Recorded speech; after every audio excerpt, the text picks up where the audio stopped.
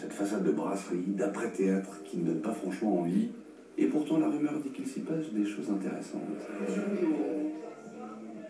On est entre le bistrot Parigo et les restes d'une brasserie années 80. On ne peut pas dire que c'est pris d'assaut.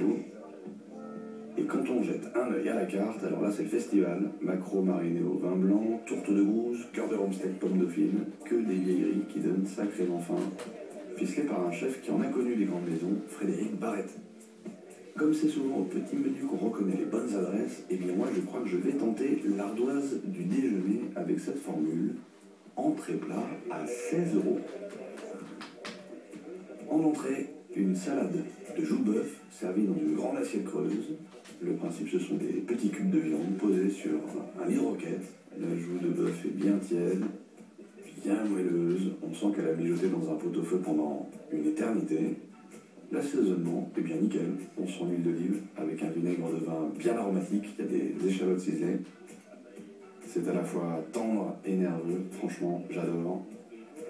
On va mettre, pour la peine, un très bon. En face, mon compagnon de croûte, eh bien lui, il a craqué pour la terrine de pintade sur la carte. Et j'ai réussi, sous la menace, à lui estorquer un petit morceau. Texture parfaite, très jolie couleur, un goût puissant, il y a des petites pistaches qui croquent. C'est vraiment terrible. Alors mon plat, eh bien regardez, là, il y a la serveuse qui arrive, les bras chargés, il y a 2 cocottes en fonte. J'ai choisi la blanquette de veau, et je sais, je prends des risques. Le plat bourgeois est massacré 2 fois sur 3. Et bien là, ça se présente bien. Il y a une blanquette dans une cocotte, qui a l'air bien jolie, un riz basmati dans l'autre, et au milieu, un jaune d'œuf dans sa coquille, c'est la tradition. Et oui, il faut verser le jaune d'œuf dans la blanquette, ça permet de lier la sauce, de lui apporter une belle onctuosité. On mélange.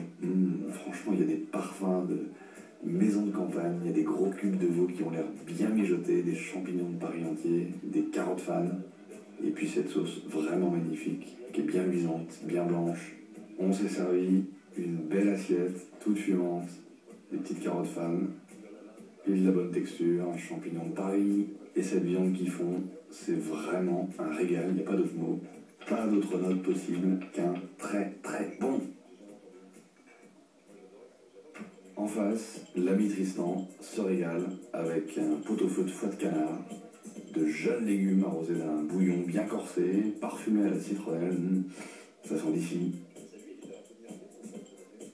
Et impossible pour finir de ne pas faire un petit écart au rayon dessert avec ces madeleines infusées dans leur cocotte. Il y a de la sauge, de la sarriette, c'est moelleux comme un édredon, parfumé comme la garrigue. Et ça se marie très très bien avec la mousse au chocolat que je viens une fois de plus de faucher dans l'assiette d'en face. Franchement, très bon. L'addition 63,10 € à 2 pour un déjeuner copieux et délicieusement hors du temps. C'est un super rapport qualité-prix. Il faut vraiment encourager les coulisses vintage, un peu pénalisé malheureusement par son décor. Ma note, eh bien, très bon.